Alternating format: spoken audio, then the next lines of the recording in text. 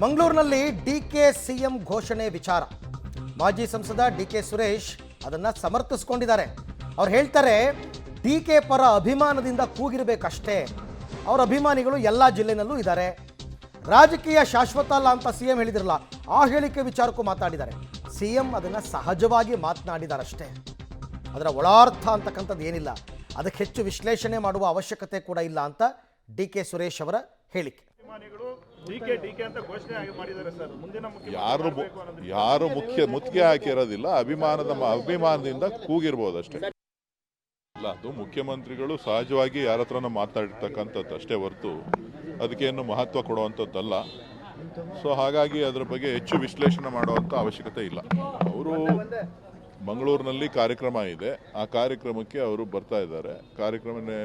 ಕಾರ್ಯಕ್ರಮ ಮುಗಿಸಿ ಅವರು ಕೇರಳ ಚುನಾವಣೆ ಇದೆ, ಸ್ಥಳೀಯ ಸಂಸ್ಥೆಗಳ ಚುನಾವಣೆ. ಆ ಸ್ಥಳೀಯ ಸಂಸ್ಥೆಗಳ ರೈಟ್. ಕೆಲವೆಲ್ಲ ಇವಾಗ ಇತ್ತೀಚೆಗೆ ವಿಚಾರಗಳನ್ನು ಹೆಚ್ಚೆಚ್ಚು ಡೆವಲಪ್ ಮಾಡೋದನ್ನು ಬಿಟ್ಬಿಟ್ಟಿದ್ದಾರೆ.